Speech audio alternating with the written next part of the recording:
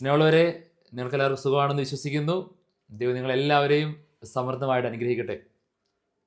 സ്നേഹമുള്ളവരെ, ഇന്ന് വളരെയേറെ സന്തോഷത്തോടു കൂടിയാണ് ഞാൻ നിങ്ങളുടെ മുമ്പിലായിരിക്കുന്നത്. ദൈവം ചില മനുഷ്യരെ നമുക്ക് മാതൃകയായി ദൈവം ഉയർത്തുന്ന കുറച്ച് കുടുംബങ്ങളുണ്ട്, മനുഷ്യരുണ്ട്. അങ്ങനെ ദൈവത്തിന് വേണ്ടി ജീവിക്കുന്ന, ഈശോയ്ക്ക് വേണ്ടി ജീവിതം മാറ്റിവെച്ച ഒരു കുടുംബത്തിലാണ് ഞാൻ നിൽക്കുന്നത്. എൻ്റെ കൂടെ നിങ്ങൾക്കറിയാം, കാണിച്ചു കൊടുത്തേ, ഇതൊരു ചെറിയൊരു കുടുംബമല്ല, ഇതൊരു വലിയൊരു കുടുംബമാണ്. ഇത് നമ്മുടെ പ്രിയപ്പെട്ട ജോസൺ ചേട്ടൻ്റെ ഒരു വലിയ കുടുംബത്തിലാണ് വലിയൊരു കുടുംബത്തിൽ നിൽക്കുകയാണ്. ഇവരുടെ ജീവിതാനുഭവങ്ങൾ തീർച്ചയായും നമ്മുടെ വിശ്വാസ ജീവിതത്തിൽ വളരാൻ നമുക്ക് സഹായകമാണ്. ഈ കുഞ്ഞുങ്ങളെ കാണുമ്പോൾ നിങ്ങൾക്ക് അറിയാലേ, അവർ ഈശോയുടെ സ്നേഹത്താൽ ജ്വലിക്കുന്ന മക്കളാണ്. അപ്പോൾ നമ്മൾ ഇവരൊന്ന് പരിചയപ്പെടുകയാണ്. ഇവരെങ്ങനെയാണ് ആത്മീയ ജീവിതത്തിൽ വളർന്നത്, അതിലൂടെ കടന്നുപോയ സഹനങ്ങളെക്കുറിച്ചും, എങ്ങനെ നമുക്ക് ഈശോയെ കൂടുതൽ സ്നേഹിക്കാം, എങ്ങനെ നമുക്ക് കുടുംബജീവിതം കുറച്ചുകൂടി ഏറ്റവും സന്തോഷപ്രദമായി മുന്നോട്ട് പോകും, അങ്ങനെയുള്ള കാര്യങ്ങളെല്ലാമാണ് നമ്മൾ ഇന്ന് ജോസൺ ചേട്ടൻ്റെ വീട്ടിൽ നിന്ന് സംസാരിക്കുന്നത്. ചേട്ടാ സ്തുതിയായിരിക്കട്ടെ. എല്ലാവർക്കും സ്തുതിയായിരിക്കട്ടെ. ഒന്ന് പരിചയപ്പെടുത്താവോ? പേര് നിങ്ങൾ എല്ലാവരും ഒന്ന് പറയാവോ? എൻ്റെ പേര് ജോസൺ. അവിടെ പരിചയപ്പെടുത്തിയേ. വൈഫ് മഞ്ജു. മക്കള് 5 മക്കളാണ്. മൂത്തയാള് ജോൺ ഡിയാഗോ, ജോ ഡിയോഡോൺ, ജിയാൻ ഡിയാട്രിസ്, ജോവാക് ഡിയോക്രിസ്. ഇത് 5ാമത്തെ ആള് ജസിൻഡ ഡ്യൂലിൻ. 1.5 വയസ്സ്. 1.5 വയസ്സേ ഉള്ളൂ.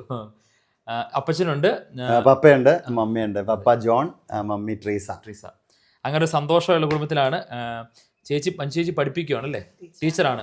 എവിടെ? തൊടുപുഴ വിമല പബ്ലിക് സ്കൂളിലാണ് പഠിപ്പിക്കുന്നത്. സ്നേഹമുള്ളവരെ, ഇവരുടെ ദൈവാനുഭവത്തിലേക്ക് നമ്മൾ കടക്കുകയാണ്. ജോസൺ ചേട്ടാ, ഇവിടെ വന്നപ്പോൾ തന്നെ ഒരു സന്തോഷമായിരുന്നു. കുട്ടികളെ കണ്ടപ്പോൾ സന്തോഷം. എന്നെ വിളിച്ചത് പ്രത്യേകമായിട്ട് ഇവിടുത്തെ കോൺവെന്റിലെ സിസ്റ്ററാണ്. സിസ്റ്റർ എന്നോട് പറഞ്ഞു, മദർ എന്നോട് പറഞ്ഞു, ഈ സ്ഥലത്തിൻ്റെ പേര് ഉടുമ്പന്നൂർ കോൺവെന്റിലെ പ്രിയപ്പെട്ട മദറാണ്, FCC കോൺഗ്രസ് മദറാണ്. അച്ഛാ, ഇങ്ങനൊരു കുടുംബമുണ്ട്, വന്ന് കാണണം, സംസാരിക്കണം, അത് അനേകർക്ക് നല്ലൊരു ചിന്ത കൊടുക്കാൻ സഹായമാണെന്ന് പറഞ്ഞിട്ടാണ് വന്നത്. എങ്ങനെയാണ് ദൈവാനുഭവത്തെക്കുറിച്ച് പറയുന്നത്? എങ്ങനെയാണ് ആത്മീയ ജീവിതത്തിലോട്ട് കടന്നു വന്നത്? അതിനുള്ള എങ്ങനെ അത് സംഭവിച്ചത്? എങ്ങനെയാണ് ആത്മീയ ജീവിതത്തിലേക്ക് കടന്നു വരാൻ? ഞങ്ങൾ ശരിക്കും ബാംഗ്ലൂർ ആയിരുന്നു ഞങ്ങളുടെ ജീവിതങ്ങളെല്ലാം. ജോലിയും ഒക്കെ ആയിട്ട് ബാംഗ്ലൂർ ആയിരുന്നു. വിവാഹത്തിന് ശേഷം ശരിക്കും ഒരു യഥാർത്ഥ ആത്മീയയിലേക്ക് കടന്നു വരുന്നത് എന്നിട്ട് ഞങ്ങൾക്ക് കുട്ടികളുണ്ടാവില്ലെന്നാണ് വൈദ്യശാസ്ത്രം പറഞ്ഞത്. കുട്ടികളുണ്ടാവില്ലെന്ന് വൈദ്യശാസ്ത്രം പറഞ്ഞു. പക്ഷെ എപ്പോഴും ദൈവത്തിലേക്ക് ആശ്രയിച്ച് കഴിഞ്ഞപ്പോൾ നമുക്കൊരു കാര്യം വ്യക്തമായിട്ട് മനസ്സിലായി, എല്ലാം നിയന്ത്രിക്കുന്ന ദൈവമാണ്. അതായത് വൈദ്യശാസ്ത്രപ്രകാരം കുട്ടികൾ ഉണ്ടാവില്ല എന്ന് പറഞ്ഞെടുത്ത് ദൈവം തീരുമാനിച്ചപ്പോൾ ഞങ്ങൾക്ക് തന്നത് 5 മക്കളാണ്. അപ്പോൾ വൈദ്യശാസ്ത്രത്തിന് വെറും നിസ്സാരം 1%, 2% എന്ന് മാത്രമേ അവർക്ക് പറയാൻ പറ്റൂ, ഉറപ്പ് പറയാൻ പറ്റില്ല. പക്ഷെ ദൈവത്തിന് ഉറപ്പ് പറയാൻ പറ്റും, സാധ്യമാണ്. ദൈവത്തിനെല്ലാം സാധ്യമാണ്. അപ്പോൾ അതായിരുന്നു ശരിക്കും ഞങ്ങളുടെ ആത്മീയ ജീവിതത്തിൻ്റെ ഒരു തുടക്കം എന്ന് പറയുന്നത്. പിന്നെ കൂടുതലും ഈ പറഞ്ഞ ദൈവത്തിൽ ആശ്രയിച്ച് തന്നെ ഓരോന്നും മുന്നോട്ട് പോകാൻ തുടങ്ങിയപ്പോഴത്തേക്കും ജീവിതത്തിൽ ശരിക്കും പറഞ്ഞാൽ ഓരോ പ്രതിസന്ധികൾ വരാൻ തുടങ്ങി. പ്രതിസന്ധികൾ വെച്ചാൽ നമ്മളെ അത് ലോകത്തിൽ നിന്ന് ദൈവം മാറ്റുക. ലോകത്തിൻ്റെ അത് ജീവിച്ചപ്പോൾ ദൈവത്തിന് വേണ്ടി തിരഞ്ഞെടുത്തപ്പോൾ ലോകത്തിൻ്റെ പലതും ഉപേക്ഷിക്കേണ്ടി വരും. അപ്പോൾ എങ്കിൽ മാത്രമേ നമുക്ക് ദൈവത്തെയും മാമോനെയും ഒരേ സമയം നമുക്ക് സേവിക്കാൻ പറ്റില്ല. അപ്പോൾ ദൈവത്തെ സേവിക്കാൻ വേണ്ടി ദൈവം പ്രത്യേകം തിരഞ്ഞെടുത്തപ്പോൾ നമുക്ക് പല നഷ്ടങ്ങളും ജീവിതത്തിൽ സംഭവിക്കേണ്ടി വന്നു. അപ്പോൾ അങ്ങനെ പലതും നഷ്ടപ്പെട്ട് അവസാനം വീണ്ടും ദൈവത്തിന് വേണ്ടി മാത്രം ജീവിക്കേണ്ട അവസ്ഥയിലേക്ക് ദൈവം കൊണ്ടെത്തിച്ചു. അപ്പോൾ വേറെ ആരിലും ആശ്രയിക്കാൻ പാടില്ല, ആശ്രയിച്ചിട്ട് കാര്യമില്ല. ആരിൽ ആശ്രയിച്ചാലും നമുക്ക് അവിടെ നോയാണ് ഉത്തരം കിട്ടുക. പക്ഷെ ദൈവത്തിൽ ആശ്രയിക്കുമ്പോൾ അവിടെ നമുക്ക് യെസ് എന്ന് ഉത്തരം കിട്ടും. അപ്പം അങ്ങനെയാണ് ദൈവം ഞങ്ങളെ വളർത്തിക്കൊണ്ട് വന്നത്. പിന്നീട് ഞങ്ങൾ നോക്കുന്ന പ്രാവശ്യം വീട്ടിലായിരുന്ന സമയത്ത് ചെറിയൊരു റബ്ബറിൻ്റെ പ്ലാറ്റ്ഫോം വെട്ടുമ്പോൾ അതിനൊന്നും വീണ് എൻ്റെ മുട്ടിനൊരു പരിക്ക് പറ്റി ഒത്തിരി ഹോസ്പിറ്റലിൽ കൂടെ പോയി. അപ്പോൾ ഡോക്ടർമാർ പറയുന്ന ട്രീറ്റ്മെൻറ്റുകളെല്ലാം ചെയ്യുന്നു. പക്ഷേ എന്നിട്ട് എനിക്ക് യാതൊരു വ്യത്യാസവും അതിൽ കാണുന്നില്ല. ഏകദേശം 1.5 വർഷത്തോളം ഒത്തിരി കഷ്ടപ്പെട്ട്, ശരിക്കും പറഞ്ഞാൽ വടി കുത്തിപ്പിടിച്ച് അല്ലെങ്കിൽ ഒരു പരസഹായത്തിൻ്റെ സഹായത്തോടെയാണ് ശരിക്കും നടന്നു പോയിക്കൊണ്ടിരുന്നത്. അപ്പോൾ അങ്ങനെ ഇരിക്കുന്ന സമയത്ത് എൻ്റെ കസിനുണ്ട്, പപ്പയുടെ പെങ്ങളുടെ മോൻ, അച്ഛനാണ്, ഓക്കാം കോൺഗ്രേഷനാണ്. അപ്പോൾ അവൻ എൻ്റെ അടുത്ത് പറഞ്ഞു, ഇങ്ങനെ ഒരു അച്ഛനുണ്ടോ, നീ അച്ഛനെ ഒന്ന് കാണാൻ, ബോസ്കോ എന്ന് പറഞ്ഞ അച്ഛൻ. അപ്പോൾ അച്ഛനെ പോയി ഒന്ന് കാണാൻ പറഞ്ഞു. അപ്പോൾ ഞാനിങ്ങനെ അച്ഛനെ പോയി കണ്ട. അപ്പോൾ അച്ഛൻ എൻ്റെ അടുത്ത് ഏറ്റവും ആദ്യം പറഞ്ഞ ഒരൊറ്റ വാക്ക്, അതാണ് എന്നെ ശരിക്കും യഥാർത്ഥ ആത്മീയതയിൽ എന്ന് നിർത്തിയത്. അച്ഛൻ പറഞ്ഞു, എടാ, ഈ കാണുന്ന അച്ഛന്മാരും കന്യാസിമാരും എല്ലാവരും മരിച്ചു പോകും, നിൻ്റെ ജീവിതത്തിൽ പ്രശ്നങ്ങൾ വന്നുകൊണ്ടേയിരിക്കും. അപ്പോൾ ഈ അച്ഛൻ അല്ലെങ്കിൽ മറ്റൊരച്ഛൻ അല്ലെങ്കിൽ മറ്റൊരു ബ്രദർ നീ ഇങ്ങനെ ഓടി നടക്കേണ്ടി വരും. നീ വേറെ ആരിലും ആശ്രയിക്കണ്ട, നീ കുരിശ കിടക്കുന്ന കർത്താവിനെ മാത്രം നോക്കിയാൽ മതി, കർത്താവിൽ ആശ്രയിക്കാമെന്ന് പറഞ്ഞു. കർത്താവ് ഒരിക്കലും മരിക്കില്ല. നിനക്ക് എന്ത് പ്രശ്നം ഉണ്ടെങ്കിലും കുരിശിൽ തീരാത്ത ഒരു പ്രശ്നവും ഇല്ല. അച്ഛൻ അന്ന് പറഞ്ഞ് പഠിപ്പിച്ചൊരു കാര്യം. അങ്ങനെയാണ് പരിശുദ്ധ കുർബാനയുടെ മഹത്വം മനസ്സിലായതും. അങ്ങനെ ഒരു പരിശുദ്ധ കുർബാനയിൽ ജീവിതത്തെ ഈ വേദനയൊക്കെ സമർപ്പിച്ച് പ്രാർത്ഥിച്ച് ആ ഒരു കുർബാനയിൽ കർത്താവ് എനിക്ക് സൗഖ്യം തരിക. അങ്ങനെ പിന്നെ ആരെ സഹായമില്ലാതെ വീണ്ടും ഓടാൻ ഉള്ളൊരു ശക്തി കർത്താവ് തന്നു. പിന്നെ ലോകത്തെ പരിപൂർണമായി ഉപേക്ഷിച്ചു. ലോകത്തിൻ്റെ ഒന്നുമില്ല, പരിപൂർണമായിട്ടും ഈശോയ്ക്ക് വേണ്ടി മാത്രം ജീവിക്കാൻ. അങ്ങനെ സഹനങ്ങളിലൂടെയും ബുദ്ധിമുട്ടുകളിലൂടെയും തകർച്ചകളിലൂടെയാണ് നമ്മൾ. തീർച്ചയായും. കാരണം എനിക്ക് ആ സമയത്ത് എനിക്ക് കിട്ടിയ വചനം എന്ന് പറഞ്ഞാൽ പ്രഭാഷകന്റെ പുസ്തകം 2-ാം അധ്യായം 4-5 തിരുവചനങ്ങളാണ്. വരുന്ന ദുരിതങ്ങളെല്ലാം സന്തോഷത്തോടെ സ്വീകരിക്കുക, ഞെരുക്കുന്ന ദൗർഭാഗ്യത്തിൽ ശാന്തത വെടിയരുത്, സ്വർണം അഗ്നിയിൽ ശുദ്ധി ചെയ്യപ്പെടുന്നു, എന്തെന്നാൽ കർത്താവിന് സ്വീകാര്യരായ മനുഷ്യർ സഹനത്തിന്റെ ചൂളയിലും എന്നാണ് ആ വചനം. അപ്പോൾ എന്നോട് ഒത്തിരി പേര് പറഞ്ഞു ആ വചനം എടുക്കരുത്. പക്ഷെ എനിക്ക് എവിടെ ചെന്നാലും എല്ലാവരും എനിക്ക് വേണ്ടി എടുത്ത് ഏറ്റവും ആദ്യം കിട്ടുന്ന വചനം. അപ്പം ഞാൻ ആദ്യം പറയുന്നത് ഒരിക്കലും എനിക്ക് വേണ്ടിയല്ല. പക്ഷെ പിന്നീട് കർത്താവ് എന്നോട് നേരിട്ട് പറഞ്ഞു ഈ വചനം നിനക്ക് വേണ്ടിയുള്ളതാണ്. അപ്പം അവിടെ ഞാൻ സഹനങ്ങളിലേക്കോ വേദനയിലേക്കോ ഒന്നും നോക്കിയില്ല. കർത്താവിൻ്റെ കരത്തിൽ ഞാൻ സ്വീകാര്യനും സുരക്ഷിതനുമായിരിക്കുമെന്ന ഒറ്റ ചിന്ത. പിന്നെ ജീവിതത്തിലുടനീളം ഒത്തിരി ഒത്തിരി സഹനങ്ങൾ ഞങ്ങൾക്ക് ഏറ്റെടുക്കേണ്ടി വന്നിട്ടുണ്ട്. പക്ഷെ അവിടെയൊക്കെ കർത്താവിൻ്റെ ശക്തമായ കരം എപ്പോഴും. ദാനിയേൽ പ്രവാചകന്റെ ഇസ്ലാം തീച്ചൂളയിലെ 3 യുവാക്കന്മാർ കിടക്കുമ്പോൾ അവർക്ക് സംരക്ഷണം നൽകിയല്ലേ. ജീവിതത്തിൻ്റെ അനേക തീച്ചൂളകളിലൂടെ ഞങ്ങൾ കടന്നു പോയിട്ടുണ്ട്.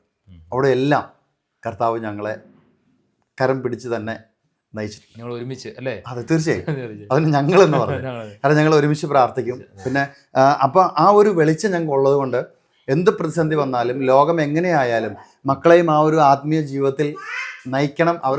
കാരണം അതാണ് യഥാർത്ഥ വെളിച്ചം.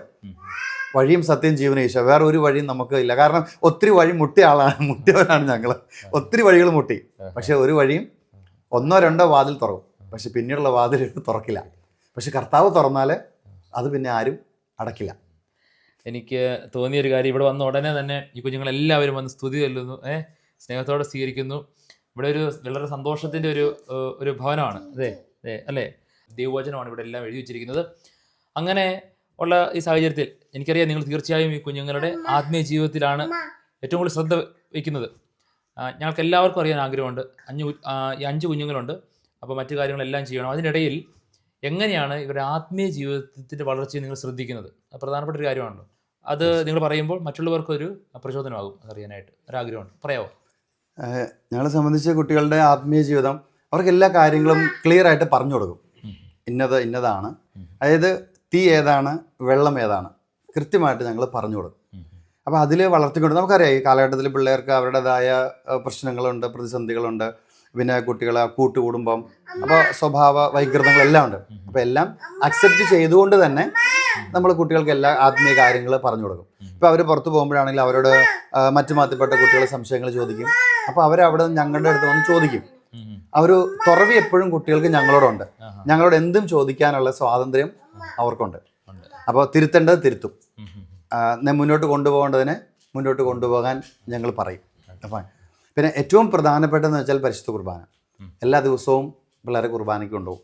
അപ്പോൾ അത് അവർ ചിലപ്പം ഉറക്കത്തിൽ നിന്ന് ഉടുപ്പിടിപ്പിച്ചിട്ട് വരെ പള്ളിയിൽ കൊണ്ടുപോയിട്ടുണ്ട്. ഉറങ്ങുമായിരിക്കും, ഉറക്കത്തിൽ നിന്ന് വിളിച്ച് എഴുതിപ്പിച്ച്. പക്ഷേ കുർബാന നിവൃത്തി ഉണ്ടെങ്കിൽ ഞങ്ങൾ പരിശുദ്ധ കുർബാന മുടക്കില്ല.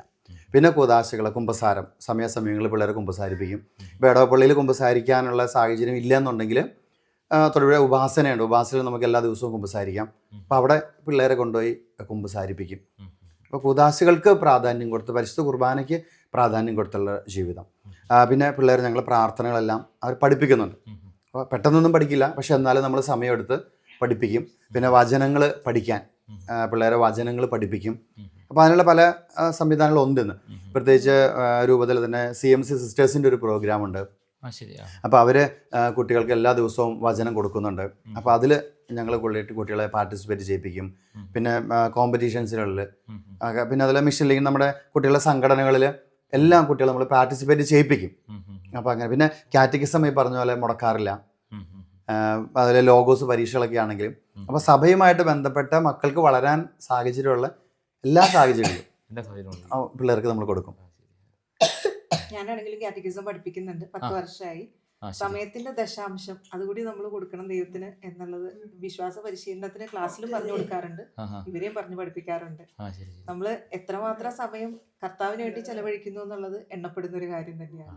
വിശ്വാസ പരിശീലനത്തിന്, ഇടവകയുടെ വിശ്വാസ പരിശീലനത്തിന് സഹായിക്കുന്നു, നമ്മുടെ കുടുംബത്തിലെ കുഞ്ഞുങ്ങളുടെ വിശ്വാസ പരിശീലനത്തിന് സഹായിക്കുന്നു. അങ്ങനെ ഒരുമിച്ച് കൊണ്ടുപോകണം അല്ലേ. അപ്പോൾ സഭയ്ക്ക് ചെയ്യുന്ന വലിയ ശുശ്രൂഷയാണ് അല്ലേ. 10 വർഷമായിട്ട് +2 എത്രയല്ലേ പഠിപ്പിക്കുന്നത്? 12ാം ക്ലാസ്സിൽ പഠിപ്പിക്കുന്നു. 12ാം ക്ലാസ്സിൽ സാധാരണഗതിയിൽ ഒരു 2-3 വർഷം കഴിയുമ്പോഴും മടുക്കാറുണ്ട് ആളുകൾ, ടീച്ചേഴ്സ്. അപ്പോൾ 10 വർഷം പഠിപ്പിക്കുക എന്ന് പറഞ്ഞാൽ ഒരു ക്രെഡിറ്റ് ആണ്. ജീവിതാനുഭവമാണ് പറഞ്ഞു കൊടുക്കുന്നത് കൂടുതലും. അതിലൂടെ വിശ്വാസത്തിലേക്ക് കുഞ്ഞുങ്ങളെ വളർത്താനായിട്ട് ടെക്സ്റ്റ് ബുക്കുകൾ കുഞ്ഞുങ്ങൾക്ക് വീട്ടിലാണെങ്കിൽ ഇരുന്ന് വായിക്കാം. അത് പ്രധാനപ്പെട്ട സ്നേഹമുള്ളവരെ, അങ്ങനെയുള്ള നല്ല പരിശീലന രീതി കൊടുക്കുന്നുണ്ട് അല്ലേ. അതാണ്. അപ്പോൾ അത് പറയുമ്പോൾ എനിക്ക് വേറെ കാര്യം ഓർമ്മ വന്നേ. ഇപ്പോൾ കാറ്റഗിസം പഠിപ്പിക്കുന്ന പിള്ളേരുണ്ട് 12-ൽ. അപ്പോൾ എല്ലാവർക്കും ഇടവക ആയതുകൊണ്ട് നമുക്ക് പിള്ളേരൊക്കെ എല്ലാവരും അറിയാം. പക്ഷേ ഒരു ദിവസം എനിക്ക് ശരിക്കും ഷോക്കാ പേരസം, ഞാൻ തൊടുപുഴ വെച്ച് പുള്ളി പഠിപ്പിക്കുന്ന ഒരു കൊച്ചിനെ കണ്ടപ്പോൾ ആ കൊച്ചു ഓടി നിന്നിട്ട് അങ്കിളെ ഈ ശംശേഖ് സ്തുതി ആയിരിക്കട്ടെ എന്ന് പ്രൈവറ്റ് ബസ് സ്റ്റാൻഡിൽ വെച്ചിട്ട് എനിക്ക് സ്തുതി തന്നു. അപ്പോൾ ഞാൻ അഭിമാനത്തോടെ തന്നെ ആ സ്തുതി സ്വീകരിച്ചു. അപ്പോൾ ഇവള് കാറ്റഗിസം പഠിപ്പിക്കുന്ന എല്ലാ കുട്ടികളും എവിടെ വെച്ച് കണ്ടാലും നമുക്ക് സ്തുതി. അപ്പോൾ ബസ്സിൽ ഒന്നിച്ച് യാത്ര ചെയ്യുവാണെങ്കിൽ പോലും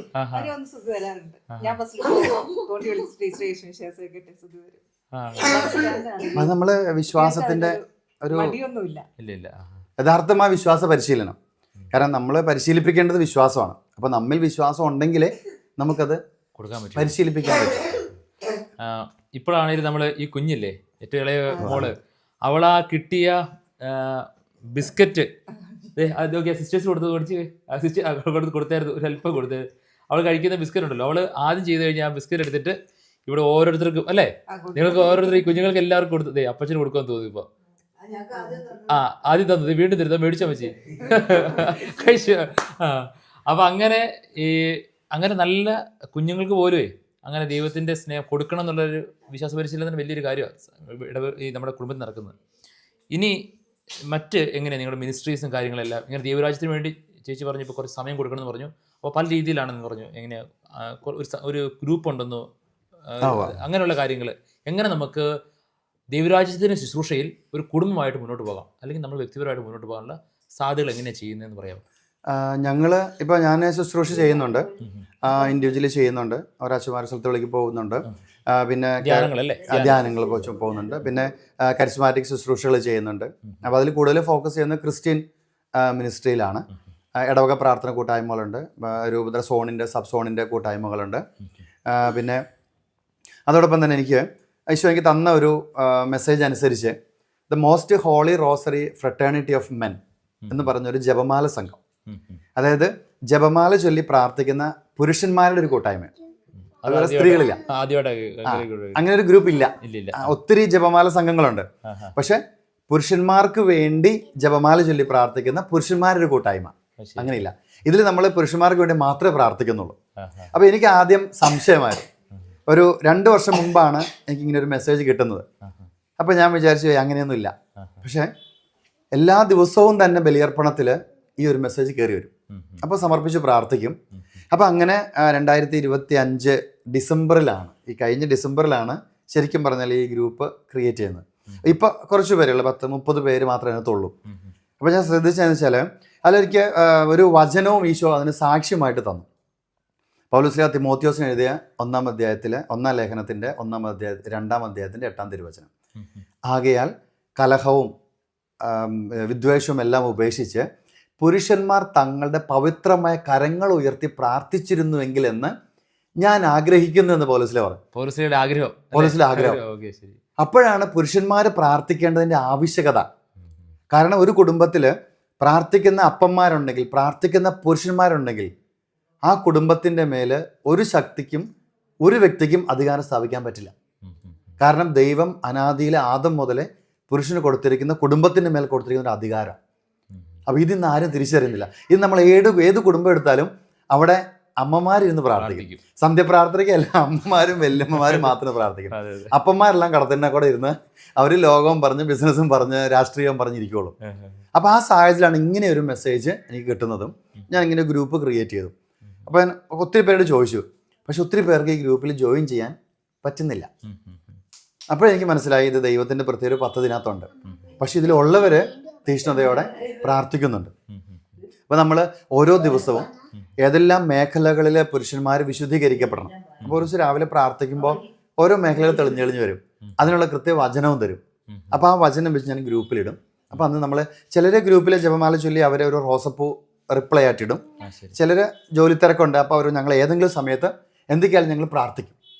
അപ്പോൾ അങ്ങനെ ഒരു വലിയൊരു നിയോഗം കർത്താവ് തന്നിട്ടുണ്ട്. അപ്പോൾ ഇനി അതിൻ്റെ വരും രീതിയിൽ പുരുഷന്മാരുടെ വിശുദ്ധീകരണം കേന്ദ്രീകരിച്ചുള്ള ശുശ്രൂഷകളും കൂടി ചെയ്യാൻ വേണ്ടി അപ്പോൾ അങ്ങനെ പ്രാർത്ഥിച്ചൊരുങ്ങിയാണ്. അപ്പോൾ അതിന് മുന്നോടിയായി ഇനി വരുന്ന ഇപ്പോൾ ഈ നോമ്പ് മുതൽ ഒരു 6 മാസത്തേക്ക് മറ്റ് ശുശ്രൂഷകളൊന്നും ഇല്ല.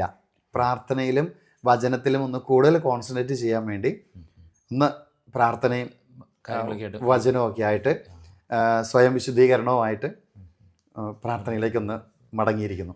സ്നേഹമുള്ളവരെ, നമ്മൾ കുറച്ച് അധികം സമയം നമ്മൾ ഈ കുടുംബത്തിനോട് ചെലവഴിച്ചു. ഇനി ഒത്തിരി കാര്യങ്ങൾ പറയാനുണ്ട്.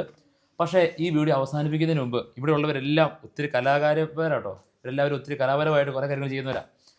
ഇങ്ങനെ ആത്മീയ ജീവിതത്തിൽ നമ്മൾ വളരുന്നതനുസരിച്ച് ദൈവം ഒത്തിരി അനുഗ്രഹങ്ങൾ അല്ലേ കുഞ്ഞുങ്ങളും കൊടുക്കുന്നുണ്ട്. ഈ മോള് പള്ളി പാട്ട് പാടുന്നതാണ്. തന്നെ അല്ലേ മോൾ എത്ര പഠിക്കുന്നു? 2ാം ക്ലാസ് പഠിക്കുന്ന കൊച്ചാണ്. തന്നെ പള്ളി പാട്ട് പാടും അല്ലേ? തന്നെ ബൈക്ക് വെച്ച് പാട്ട് പഠിക്കുന്ന കൊച്ച്. അതുപോലെ തന്നെ ജോണ് സംസ്ഥാന തലത്തിൽ 2 വർഷം മിമിക്രിക്ക് A ഗ്രേഡ് നേടിയ ആളാണ്. അത്രയും ദൈവം അനുഗ്രഹിച്ചൊരു കുടുംബമാണ്. അപ്പോൾ നമ്മൾ ഈ വീഡിയോ അവസാനിപ്പിക്കുന്നതിന് മുമ്പ് ജോണിൻ്റെ കുറച്ച് മിമിക്രികൾ നമുക്ക് കണ്ടിട്ട് അവസാനിപ്പിക്കാം. കാരണം ദൈവം നൽകിയൊരു കഴിവാണ്, ദൈവത്തിൻ്റെ മഹത്വത്തിന് വേണ്ടിയാണ് ഉപയോഗിക്കുന്നത്. അപ്പോൾ ജോണേ, മിമിക്രി മാത്രമല്ല പടം വരയ്ക്കും, കഥാപ്രസംഗം അവതരിപ്പിക്കും, മോണോ ആക്ട് ചെയ്തിട്ടുണ്ട്. ദൈവം ഒത്തിരി അനുഗ്രഹങ്ങൾ കൊടുത്തിട്ടുണ്ട്. അത് എനിക്ക് പ്രിയപ്പെട്ട മാതാപിതാക്കളോട് പറയുന്ന ഒരു കാര്യമുണ്ടല്ലോ, നിങ്ങൾ ആത്മീയ ജീവിതത്തിൽ കുഞ്ഞുങ്ങളെ ശ്രദ്ധിക്കുകയാണ്, ആത്മീയ ജീവിതത്തിൽ വളരെ പരിശ്രമിച്ചു കഴിഞ്ഞാൽ ബാക്കി അനുഗ്രഹങ്ങൾ തീർച്ചയായും ദൈവം കൊടുക്കും അല്ലേ? അൾത്താരപാലനാണ്. അതുകൊണ്ട് നമ്മൾ ആത്മീയ ജീവിതത്തിൽ ശ്രദ്ധിക്കണം. ഇവരുടെ കുടുംബം നിങ്ങളുടെ മാതൃക അതാണ്. ആത്മീയ ജീവിതത്തിൽ ശ്രദ്ധിക്കുമ്പോൾ ബാക്കി അനുഗ്രഹങ്ങളെല്ലാം ദൈവം ചൊരിഞ്ഞുകൊണ്ടിരിക്കും. അപ്പോൾ ജോണിന്റെ ഒരു ചെറിയ പെർഫോമൻസ്. ആദ്യമായിട്ട് എയറോപ്ലെയിൻ ലാൻഡ് ചെയ്യുന്ന നമ്മൾ ലാൻഡ് ചെയ്യുമ്പോൾ ഒരു സൗണ്ട് ഉണ്ട്.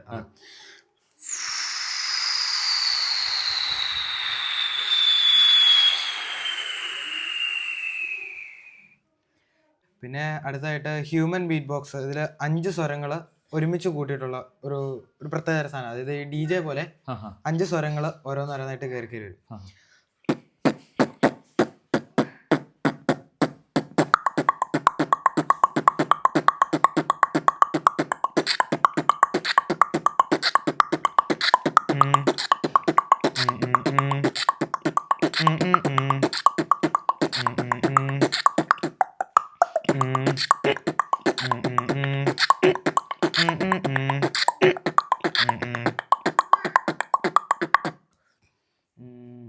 പിന്നെ ഇപ്പം കുയില്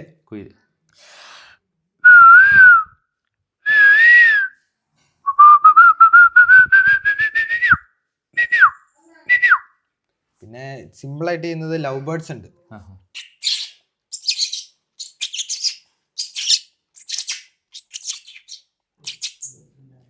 പിന്നെ ഹെലികോപ്റ്റർ, ഒരു ഹെലികോപ്റ്റർ നമ്മളിപ്പോൾ പോകുമ്പോൾ വഴിക്ക് പെട്ടെന്ന് കേട്ടാലുള്ള ഒരു എഫക്റ്റ് ഉണ്ട്.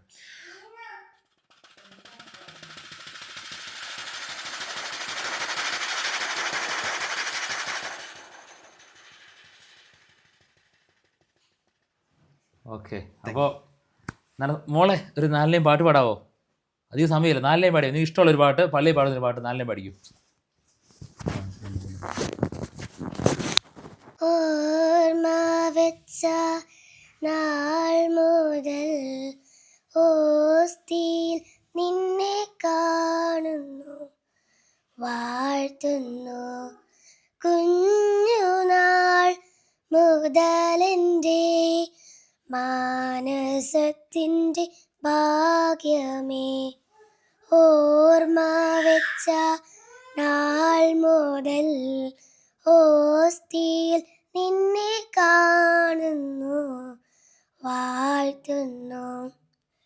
എല്ലാരും നിന്നെ സ്വീകരിക്കാനായി നിരചേരുന്നതു കണ്ട നേരം, 1000 നാവിൽ കുർബാനയായി അവിടുന്നലിയുന്ന നേരം, എല്ലാരും നിന്നെ സ്വീകരിക്കാനായി നിരചേരുന്നതു കണ്ട നേരം ആയിരം നാവിൽ കുർബാനയായി അവിടുന്നലിയുന്ന നേരം ഈശോ വരേണേയുള്ളിൽ എന്ന് ഞാനും പ്രാർത്ഥിച്ചിരുന്നു. ഈശോ വരേണേയുള്ളിൽ എന്ന് ഞാനും പ്രാർത്ഥിച്ചിരുന്നു. കുഞ്ഞുനാൾ മുതലെൻ്റെ മാനസത്തിൻ്റെ ഭാഗ്യമേ, ദിവ്യകാരുണ്യം സ്വീകരിക്കാനായി ഞാനും കൊതിച്ചിരുന്ന നാൾ കൈകൂപ്പി വന്ന് കൈക്കൊള്ളുവാനായി ഉള്ളം കൊതിച്ചിരുന്നീശോ. ദിവ്യകാരുണ്യം സ്വീകരിക്കാനായി ഞാനും കൊതിച്ചിരുന്ന നാൾ കൈകൂപ്പി വന്ന് കൈക്കൊള്ളുവാനായി ഉള്ളം കൊതിച്ചിരുന്നീശോ. ഈശോ വരേണേയുള്ളിൽ എന്ന് ഞാനും പ്രാർത്ഥിച്ചിരുന്നു. ഈശോ വരേണേയുള്ളിൽ എന്ന് ഞാനും പ്രാർത്ഥിച്ചിരുന്നു. കുഞ്ഞുനാൾ മുതലിൻ്റെ മാനസത്തിൻ്റെ ഭാഗ്യമേ. മിടുക്കിയായിട്ട് പാടി കേട്ടോ, അടിപൊളിയായിട്ട് പാടി, സൂപ്പർ. അപ്പോൾ സ്നേഹമുള്ളവരെ, നമ്മളങ്ങനെ ഈ കുടുംബത്തിനോട് കൂടെയുള്ള വിശേഷങ്ങളെല്ലാം നിങ്ങൾക്ക് ഇഷ്ടപ്പെട്ടെന്ന് വിശ്വസിക്കുന്നു. നമ്മുടെ കുടുംബങ്ങളെല്ലാം ഈശോയ്ക്ക് ഇഷ്ടമുള്ള കുടുംബങ്ങളായി മാറട്ടെ, ഒത്തിരി സ്നേഹവും നന്മയും ഉള്ള കുടുംബങ്ങളായിട്ട് മാറട്ടെ, ഇത് ഇങ്ങനെ കൊടുക്കുന്ന കുടുംബങ്ങളായിട്ട് മാറട്ടെ, പങ്കുവയ്ക്കുന്ന കുടുംബങ്ങളായിട്ട് മാറട്ടെ, അല്ലേ? അങ്ങനെയുള്ള കുടുംബങ്ങളായിട്ട് മാറട്ടെ. ദൈവം നിങ്ങളെല്ലാവരും സമർത്ഥമായിട്ട് അനുഗ്രഹിക്കട്ടെ. നമ്മൾക്ക് സിസ്റ്റേഴ്സ് ഉണ്ട് 2 പേര്. ഇവർ FCC സിസ്റ്റേഴ്സാണ്. ഇവരാണ് നമ്മളോട് കൊണ്ടുവന്നതും എല്ലാം പ്രോത്സാഹനമൊക്കെ നൽകിയതും. സിസ്റ്റേഴ്സ് പേരെന്ന് പറയാവോ? പേരെന്ന് പറഞ്ഞ് സിസ്റ്റർ ലില്ലി ഗ്രേസ്. അപ്പോൾ അങ്ങനെ നമുക്ക് സഭ എന്നൊരു കൂട്ടായ്മയിൽ നമുക്ക് മുന്നോട്ട് പോകാം. ഒത്തിരി നന്ദി. ദൈവം നമ്മളെല്ലാവരും അനുഗ്രഹിക്കട്ടെ. സ്നേഹമുള്ളവരെ, നിങ്ങൾ ഈ കുടുംബത്തിന് വേണ്ടി പ്രാർത്ഥിക്കണം. ഇവർ നിങ്ങൾക്ക് വേണ്ടി പ്രാർത്ഥിക്കും. ദൈവം നമ്മളെല്ലാവരും അനുഗ്രഹിക്കട്ടെ. പുതിയൊരു വീഡിയോ ആയിട്ട് കാണാം. എല്ലാവർക്കും നന്ദി.